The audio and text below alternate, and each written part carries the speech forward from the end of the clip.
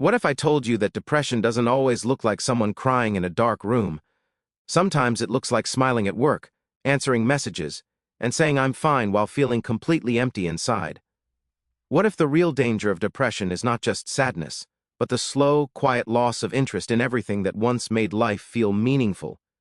Depression is often misunderstood. People think it's just feeling sad for a few days, but depression is not a bad mood, it's not weakness, and it's definitely not something you can simply snap out of. Depression is a real medically recognized condition that affects the brain, the body, and the way a person experiences the world. At its core, depression is defined by two key symptoms: persistent sadness and loss of interest or pleasure in things you used to enjoy. That second part, loss of interest, is incredibly important. In fact, many people with depression don't describe themselves as sad. They say they feel numb, flat, disconnected, as if someone turned the volume down on life. Imagine waking up and feeling like everything requires 10 times more effort. Getting out of bed feels heavy. Taking a shower feels optional. Even things you once loved, music, food, hobbies, time with friends, feel dull or pointless. That's not laziness. That's not a lack of motivation. That's depression affecting the brain's reward system. Science shows that depression is linked to changes in brain chemicals like serotonin, dopamine, and norepinephrine. Dopamine especially plays a major role in motivation and pleasure. When dopamine pathways aren't functioning properly, activities that used to feel rewarding simply don't light up the brain the same way. So it's not that someone doesn't want to care. It's that their brain isn't giving them the feeling of reward that normally fuels caring. But depression is more than chemistry. It's also about how the brain processes thoughts. Research using brain imaging shows increased activity in areas associated with rumination, the repetitive cycle of negative thinking. This is why depression often comes with thoughts like, I'm not good enough, nothing will ever change, or what's the point? These thoughts don't feel like distortions. They feel like truth. And here's where it gets even more complicated. Depression affects the body, too. People with depression often experience fatigue, sleep disturbances, appetite changes, headaches, digestive issues, and even physical pain. Inflammation levels in the body can rise. Stress hormones like cortisol can become dysregulated. Depression is not just in the mind, it's deeply physical. So how do we distinguish normal sadness from depression? Sadness is usually connected to a specific event. You fail an exam, you go through a breakup, you lose something important. Sadness rises and falls. It responds to comfort. It eventually shifts. Depression, on the other hand, lingers. It lasts for weeks, sometimes months. It may not even have a clear cause. And even when something good happens, the emotional response feels muted. It's like watching your own life through a foggy window. Clinically, a diagnosis of major depressive disorder requires at least 2 weeks of persistent symptoms, including either depressed mood or loss of interest, along with other symptoms such as sleep changes, appetite changes, low energy, feelings of worthlessness, difficulty concentrating, or thoughts of death. But in real life, depression doesn't always follow a textbook pattern. Some people function at a high level. They go to work, they meet deadlines, they show up socially, but inside, they feel chronically empty. This is sometimes referred to as high-functioning depression or persistent depressive disorder. It may not look dramatic from the outside, but internally, it can be exhausting. One of the most dangerous aspects of depression is isolation. Depression tells people to withdraw. It convinces them that they're a burden, that no one wants to hear about their struggles. And the more someone isolates, the stronger the depression becomes. Social connection is one of the brain's most powerful protective factors. When it disappears, symptoms often intensify. Another powerful feature of depression is cognitive narrowing. When someone is depressed, their mind becomes biased toward negative information. It's not intentional. Studies show that depressed individuals are more likely to notice criticism than praise, remember failures more vividly than successes, and interpret neutral situations in negative ways. This creates a self-reinforcing cycle. The brain looks for evidence that matches the depressed mood, and it always finds it. Let's talk about the loss of interest, because this is often the most painful part. When someone says, I just don't enjoy anything anymore, that's called anhedonia. It's a hallmark symptom of depression. Anhedonia doesn't just mean you're bored, it means your brain's ability to anticipate and experience pleasure is reduced. Even planning something fun feels pointless. Even during a fun event, there's a strange emotional distance. Neuroscientists have found that in depression, the connection between the prefrontal cortex and the brain's reward centers becomes disrupted. The prefrontal cortex helps with decision-making and goal setting. When it's not communicating efficiently with the reward system, motivation drops. That's why simple tasks can feel overwhelming. The brain doesn't see the reward, so it doesn't generate the drive. And here's something important, people. Depression often blame themselves for this. They think, why can't I just try harder? But effort alone doesn't fix a dysregulated reward circuit. This is not about willpower. It's about brain function. Depression can also change the way time feels. Days blend together. The future looks empty or hopeless. Research suggests that depression alters how we mentally project ourselves into the future. When someone can't imagine a positive future, it becomes harder to pursue goals in the present. There are also different types of depression. Major depressive disorder is characterized by intense episodes. Persistent depressive disorder, also called dysthymia, is a longer-lasting, lower-grade depression that can stretch for years. There's also seasonal affective disorder, which is linked to changes in light exposure, and postpartum depression, which occurs after childbirth due to hormonal and psychological shifts. Biology plays a role, but so does environment. Trauma, chronic stress, social isolation, financial strain, relationship conflict, these can all increase risk. Genetics also matter. If a close family member has depression, the risk is higher. But genes are not destiny. They create vulnerability, not certainty. Chronic stress is one of the most powerful contributors. When stress becomes long-term, the body remains in a heightened state of alert. Cortisol levels stay elevated. Over time, this can impact brain structures like the hippocampus, which is involved in memory and emotion regulation. Prolonged stress can actually shrink parts of the hippocampus, making emotional regulation harder. Sleep disruption is both a symptom and a trigger. Insomnia can increase the risk of developing depression, and depression often disrupts sleep architecture, reducing restorative deep sleep. This creates a vicious cycle. Poor sleep worsens mood, and low mood worsens sleep. Nutrition also plays a role. The gut and brain are deeply connected through the gut-brain axis. Research suggests that gut microbiome imbalances may influence mood through inflammatory pathways and neurotransmitter production. While diet alone doesn't cure depression, balanced nutrition can support brain health. Exercise is another powerful factor. Physical activity increases levels of brain-derived neurotrophic factor, or BDNF, which supports neuron growth and resilience. It also boosts dopamine and serotonin. Studies consistently show that moderate exercise can reduce depressive symptoms. But here's the catch. Depression makes starting exercise feel almost impossible. So the very thing that helps feels inaccessible.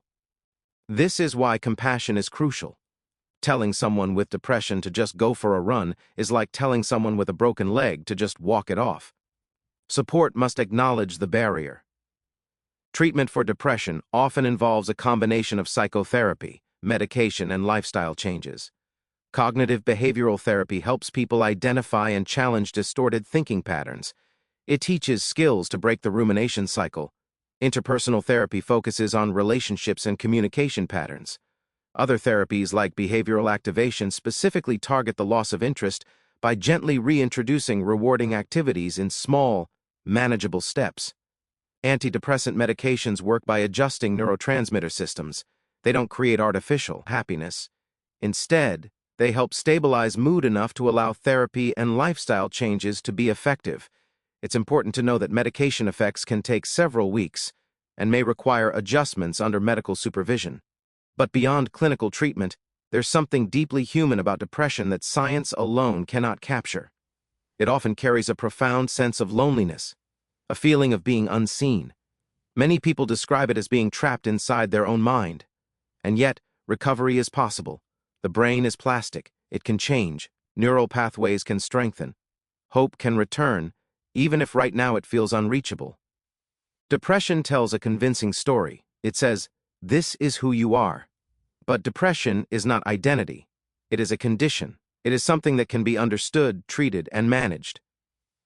In the next part, we'll explore the hidden warning signs people often miss, how depression shows up differently in men and women, and the subtle behaviors that might indicate someone is silently struggling, even when they appear completely fine on the outside. Depression doesn't always announce itself loudly. Sometimes it whispers. Sometimes it disguises itself as irritability, overworking, perfectionism, or even constant busyness. And because of that, many people miss the warning signs, both in themselves and in others. One of the most overlooked signs of depression is irritability. We often associate depression with sadness, but especially in men and teenagers, it can show up as frustration, anger, or a short temper. Small inconveniences feel overwhelming. Patience disappears. Underneath that irritation is often emotional exhaustion and unprocessed pain. Another subtle sign is decision fatigue. When someone struggles to make even simple choices, what to eat, what to wear, whether to reply to a message, it may not be indecisiveness. Depression affects the prefrontal cortex, the part of the brain responsible for planning and decision-making. When that area is under strain, everyday decisions feel mentally draining. Then there's overworking. Some people cope with depression by staying constantly busy. They fill every hour with tasks to avoid sitting alone with their thoughts. Productivity becomes a shield. On the outside, they seem successful and driven. On the inside, they may feel empty. Changes in speech patterns can also be a sign. People with depression may speak more slowly, pause frequently, or use more negative language. Research analyzing speech has found that depressed individuals often use words like always, never, and nothing, reflecting a black and white thinking style. Let's talk about how depression can look different depending on the person. In women, depression is diagnosed nearly twice as often as in men. Hormonal fluctuations, such as those during menstruation, pregnancy, postpartum, and menopause, can influence mood regulation. Social expectations also play a role. Women are often socialized to internalize distress, leading to symptoms like sadness, guilt, and worthlessness. In men, depression is often underdiagnosed. Cultural norms sometimes discourage emotional vulnerability. Instead of expressing sadness, men may display risk-taking behaviors, substance misuse, anger, or emotional withdrawal. Because these symptoms don't match the stereotypical image of depression, they can go unnoticed. Teenagers present another unique picture. Depression in adolescence may look like moodiness, declining academic performance, social withdrawal, excessive screen time, or changes in sleep patterns. It's important to recognize that adolescence is already a time of emotional intensity, which makes identifying clinical depression more complex. Older adults may experience depression differently as well. Instead of reporting sadness, they may complain primarily of physical symptoms, aches, fatigue, or memory problems. Depression in older adults is sometimes mistaken for cognitive decline, but mood disorders can significantly affect concentration and memory. Now let's explore the internal experience, the silent thoughts many people never say out loud. Depression often creates cognitive distortions. These are patterns of thinking that feel logical but are biased toward negativity. For example, catastrophizing, expecting the worst possible outcome. Mind reading, assuming others think negatively about you without evidence. Personalization, blaming yourself for events outside your control. These thought patterns are not character flaws. They're symptoms of a brain under emotional strain. Rumination is another key feature. This is the repetitive replaying of past mistakes or painful memories. The brain gets stuck in a loop, trying to solve something that can't be solved. Unfortunately, rumination doesn't lead to clarity. It deepens emotional pain and reinforces hopelessness. Hopelessness is particularly concerning because it strongly correlates with suicidal thoughts. When someone feels that nothing will improve, the future appears closed off. This is why asking directly about suicidal thoughts does not plant the idea. Research shows that open, compassionate conversations can actually reduce risk by relieving isolation. If you or someone you know is experiencing thoughts of self-harm or suicide, seeking immediate professional help is critical. Crisis hotlines, emergency services, and mental health professionals are trained to provide support during those moments. Reaching out is not dramatic. It's protective. Let's shift toward understanding recovery. One of the most evidence-based approaches for treating depression is behavioral activation. The principle is simple but powerful. Action can precede motivation. Depression tells you to wait until you feel better before doing something. Behavioral activation flips that logic. It encourages small, manageable actions, even when you don't feel like it, to gradually reawaken the brain's reward system. For example, instead of planning a 2-hour workout, the goal might be a 5-minute walk. Instead of cleaning the entire house, just one drawer. Each small action sends a signal to the brain, movement is possible. Over time, these signals accumulate. Social reconnection is another powerful intervention. Even brief, low-pressure interactions, like sitting near others at a cafe or sending a short text, can gently counteract isolation. Human connection regulates the nervous system. It lowers stress hormones and increases oxytocin, the bonding hormone that promotes feelings of safety. Mindfulness-based therapies have also shown effectiveness. Mindfulness doesn't eliminate negative thoughts. Instead, it changes the relationship with them. When someone learns to observe thoughts without automatically believing them, rumination loses some of its grip. Sleep hygiene can significantly improve symptoms. Maintaining consistent sleep schedules, limiting screen exposure before bed, and creating a calm sleep environment support circadian rhythms. Because light influences serotonin production, exposure to natural daylight, especially in the morning, can improve mood regulation. Nutrition and gut health research continues to grow. Diets rich in whole foods, omega-3 fatty acids, fiber, and fermented foods may support mood through anti-inflammatory pathways. Again, food is not a cure, but it can be a supportive foundation. Medication, when prescribed, should always be monitored by a qualified healthcare provider. Different individuals respond differently. Sometimes it takes time to find the right fit. Combining medication with therapy often produces the strongest outcomes. Perhaps one of the most powerful elements of recovery is reframing identity. Depression often convinces people that they are fundamentally flawed. But depression is not a personality trait. It is not laziness. It is not weakness. It is a condition influenced by biology, psychology, and environment. And here's something hopeful. The brain is adaptable. Neuroplasticity means that neural connections can strengthen or weaken based on experience, therapy, exercise, learning new coping skills. All of these create new neural pathways. Recovery doesn't happen overnight, but small shifts accumulate. Relapse can happen, and that doesn't mean failure. Depression can be episodic. Recognizing early warning signs, like sleep changes, social withdrawal, or loss of interest, can help someone seek support before symptoms intensify. If you're listening right now and parts of this feel uncomfortably familiar, know this: what you're experiencing is valid, and it is treatable. The fog can lift, the numbness can soften, the interest in life can return. In the final part, we'll explore practical daily strategies for managing depression, how to support someone who is struggling without pushing them away, and what long-term resilience truly looks like. Let's move into something practical now, because when you're in the middle of depression, theory doesn't help much. You don't need abstract ideas. You need something you can actually do when getting out of bed already feels like a victory. The first strategy is incredibly simple but scientifically powerful: shrink the task. Depression overwhelms the brain by making everything feel enormous. So instead of telling yourself, "I need to fix my life," you reduce it to, "I will sit up in bed. Then I will put my feet on the floor. Then I will brush my teeth." Each small action builds momentum. This works because action creates feedback in the brain. Even tiny accomplishments release small amounts of dopamine. It may not feel dramatic, but it begins to break paralysis. Next is something called behavior before emotion. Depression says, wait until you feel motivated. But motivation often follows action, not the other way around. Think of it like jump-starting a car. You don't wait for the engine to magically turn on. You apply energy first. That 5-minute walk, that short shower, that quick message to a friend. These are sparks. Another powerful daily strategy is structure. Depression thrives in unstructured time. When the day feels empty, the mind fills it with rumination. Creating a loose schedule, even just 3 anchor points like morning routine, midday activity, and evening wind-down, gives the brain predictability. Predictability lowers stress. Lower stress makes emotional regulation easier. Now let's talk about thoughts. You don't have to believe every thought you think. Depression-generated thoughts often sound convincing.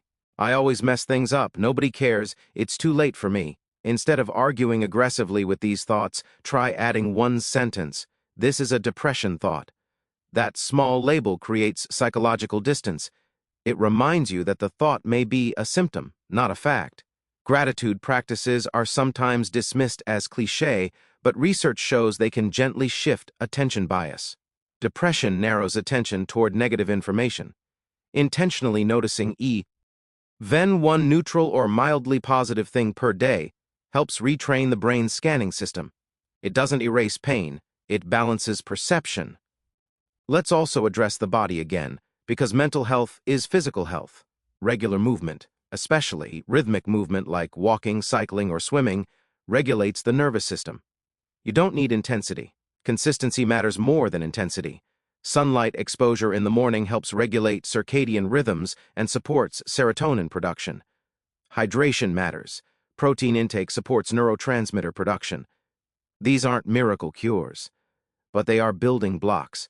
Breathing exercises can calm the stress response. Slow, controlled breathing activates the vagus nerve, shifting the body from fight or flight into a more regulated state. When the body calms, the mind often follows. Now, what about supporting someone else? If someone you care about is struggling with depression, the most important thing you can offer is presence, not solutions. Avoid phrases like, just think positive or others have it worse. Those statements, even if well-intentioned, can increase shame. Instead, try, I've noticed you seem overwhelmed lately. I care about you. Do you want to talk about it? Open-ended, gentle, and without pressure. Understand that energy is limited. If they cancel plans, it may not be personal. Depression reduces capacity.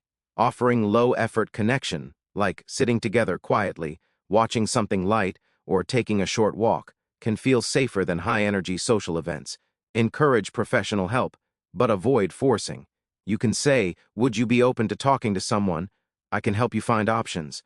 Making the process less overwhelming increases the likelihood they'll accept support. And if they express hopelessness or thoughts of self-harm, take it seriously.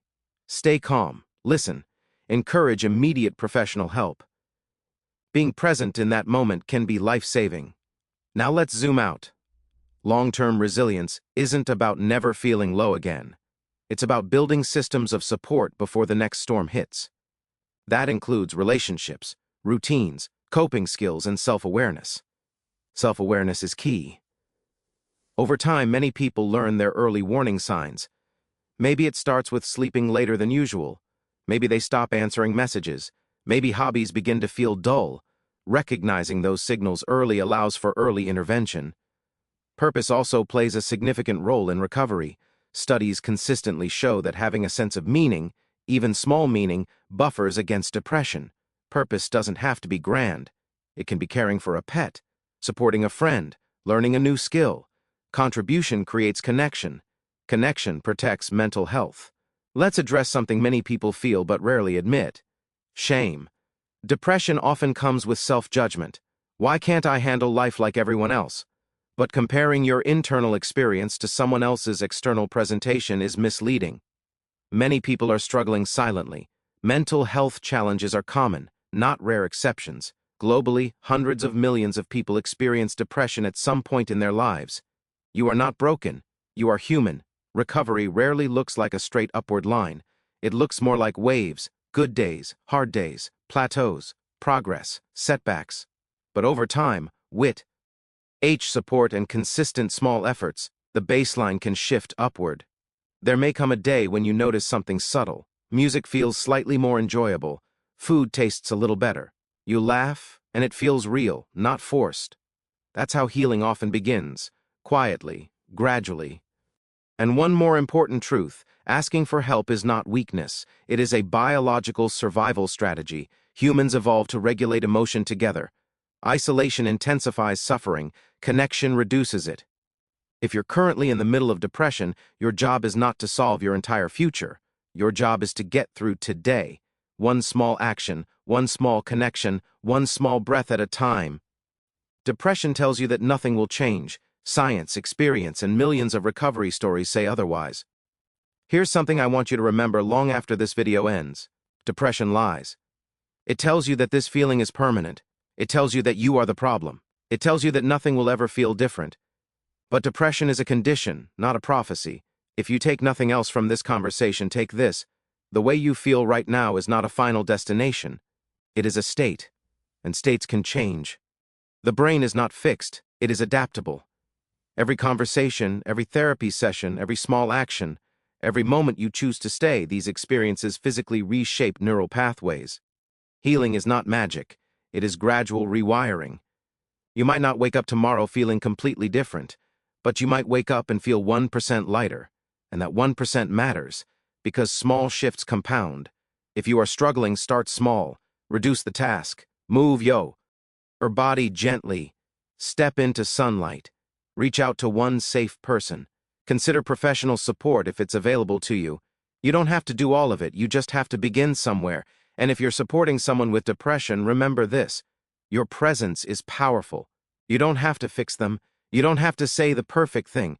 Just staying connected, just showing up consistently can make an enormous difference. Depression may dim the colors of life, but it does not erase them. The capacity for joy, connection, and meaning is still there, even if it feels buried right now. There are millions of people who once believed they would never feel better, and today they are living proof that recovery is possible. Not perfect, not effortless, but possible. If this message resonated with you, let it be a reminder that you are not alone in this experience. And if today feels heavy, focus only on this moment. One breath, one step, one small act of care. Healing rarely announces itself loudly. It begins quietly, with willingness. And sometimes that willingness is enough.